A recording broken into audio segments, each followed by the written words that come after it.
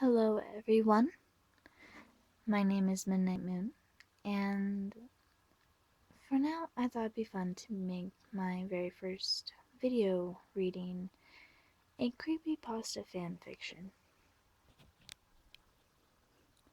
Now, the story I had promised a friend I would read, and I told her I'd read it a long time ago, and I'm happy I finally be able to get to it.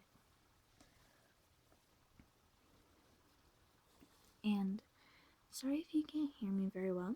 I will get a microphone here soon, hopefully. But without further ado, let's get to it. Scream for Me, a Jessica Killer fanfiction. Written by Demon Spirit 1, Chapter 1. About 10 years ago, a terrifying incident happened. A boy, estimated to be around 17, killed his family and went on a killing rampage in his hometown. A survivor described him to have completely white skin, eyes turned black, and a very large smile. This killer has been labeled as a serial and mass murderer. I have taken the case to find and bring this killer to justice. That's all for now. I will catch this awful man.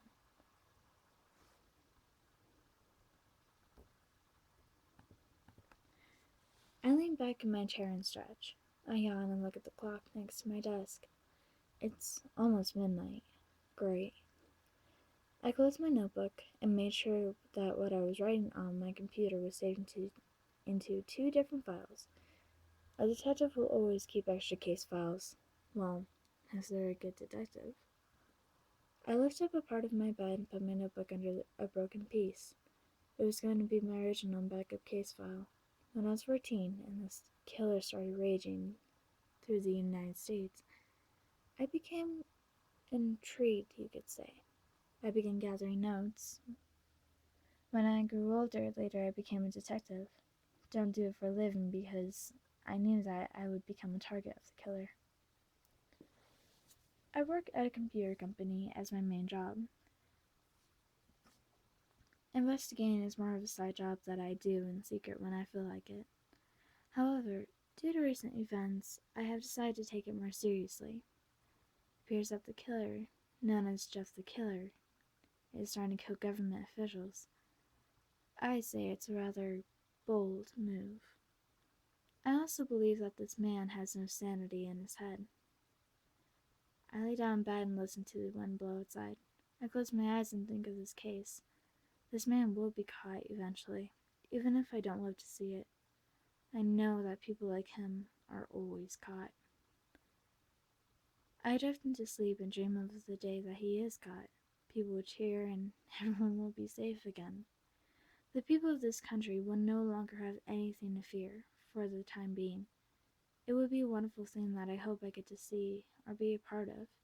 Even if I get killed, I want to be of some help to this cause. I wake up with my alarm clock beeping wildly. I yawn and get out of bed and get dressed in professional clothes. I have today off, but today I'm meeting with a girl that has a lot of information on him. She would not tell me her name, but she told me that she wished for him to be caught more than anything. I grab my notebook from under my bed and put it in my purse. I get in my car and make my way to the Starbucks we plan to meet at. The girl wears a black turtleneck, gray pants, and she has black hair and eyes. I sit down in the same booth and see a man in a white jacket look back at us. I ignore it and look at the girl.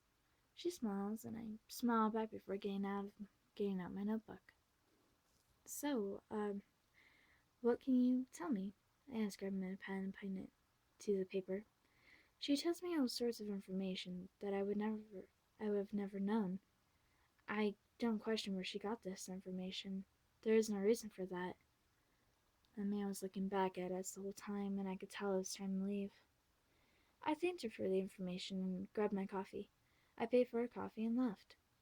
I went home and typed everything into my computer. This was valuable information that will soon prove helpful if anything were to happen. I glance at the clock when I'm done and sigh.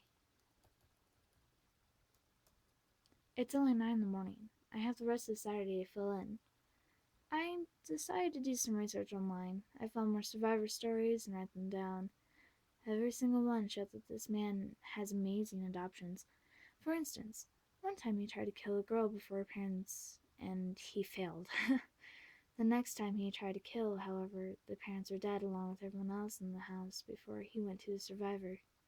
It shows that maybe there is some sanity in there, but not a lot. I leaned back in my chair before writing out possible reasons why he seems untouchable. Then I go to a website and almost want to puke as I read the story. The story of a boy that was burned alive.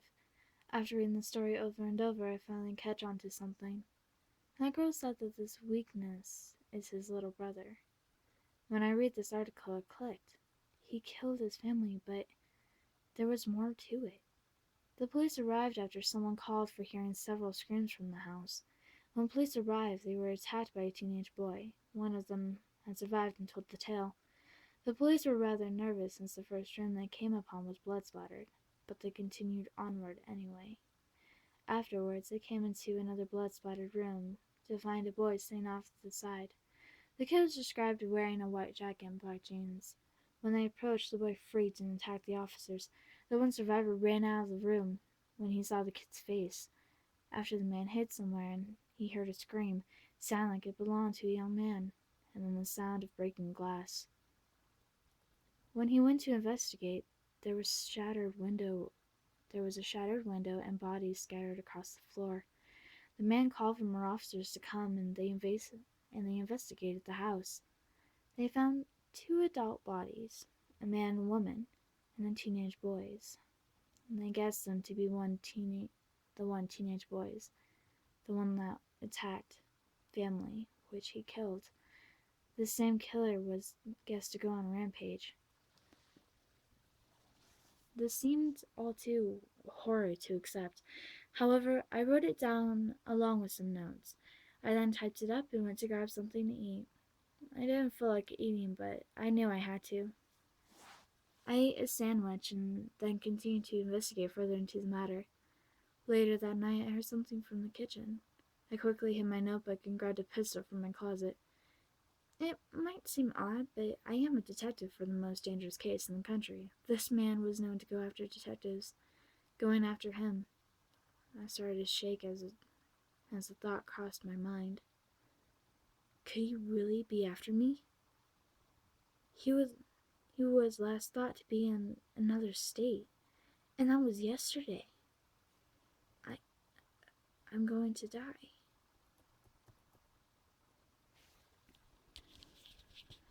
Well, everyone, that is the last, that was chapter 1. I hope you guys enjoyed. Leave a like and subscribe. Leave a comment below if you want more, and I will be posting chapter 2 soon. Bye!